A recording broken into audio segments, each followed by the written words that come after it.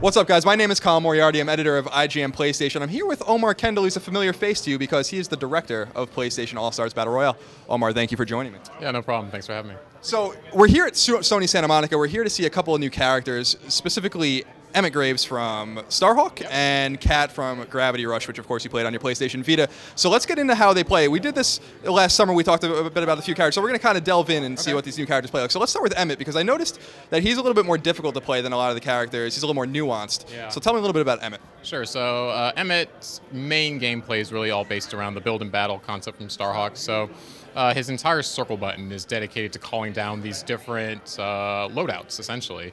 So while he starts out with a fairly functional square button and some kinetic guns on triangle, calling down the loadouts will enable him to replace all of his triangle moves with all new guns. So he's got up circle, which calls down one loadout, the rocket launcher and proximity mine, and then he's got down circle, which brings out the grenade and the shotgun. And this completely changes the way he's played. So obviously a rocket launcher, as you can imagine, long-range weapon, good at playing the keep away. The shotgun, much more up close, makes him a little more explosive than he normally is.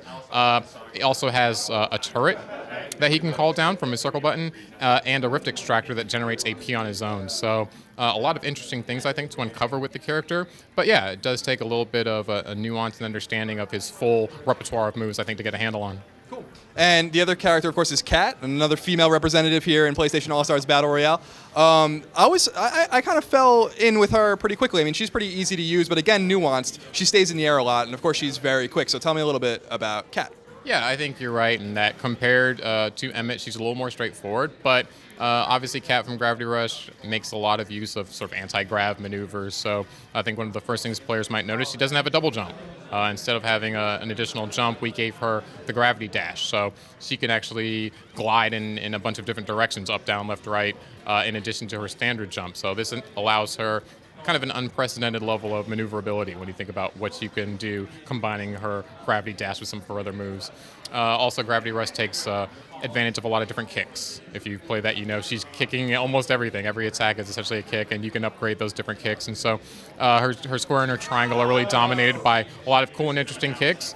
She's got kind of this dive kick / gravity kick move that you can also control in a bunch of different directions. So again, it takes a little bit of experimentation, I think, to find the best use of those kinds of moves. But yeah, I think in general, she's a very aggressive, straightforward, combo-heavy character.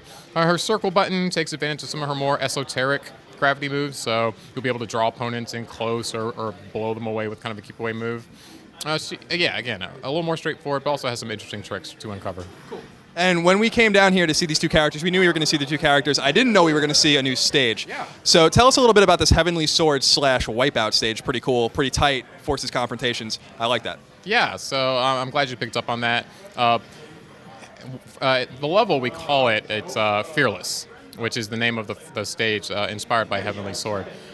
Starts out a pretty straightforward empty platform, but is also small. It's one of our smaller open spaces, kind of a little bit larger than Dojo, if you're familiar with that level, maybe only by a couple of meters.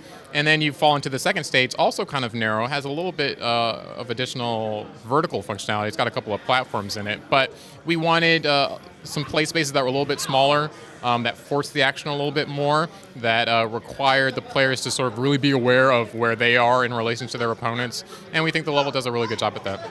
So we have two new characters, one new stage. Yep. When can the PlayStation gamers out there acquire these? How much is it going to cost? All of that. Sure. So all of the DLC that we're working on right now, the two characters and the level, are due early 2013. We haven't figured out the exact date. Kat and Emmet, if you're in that first 2-week window when they go up, you get those characters free. I recommend, even if you don't own the game, hop online, download these characters for free. Why not? You might buy the game one day. And then after that, I'm sure there'll be some costs. We haven't figured that out yet either. The level, we're still trying to figure out how we're going to do that. We don't want to splinter our base and sell it, and then there's some people who have the level and some people who don't. So we're trying to figure out exactly how we're going to manage that, but stay tuned. Okay, cool. All right, so Omar, thank you so much for joining us. He's becoming a regular here on IGN. You must recognize this face at this point. For all things PlayStation 3, PlayStation Vita, PlayStation All-Stars Battle Royale, keep it tuned to IGN.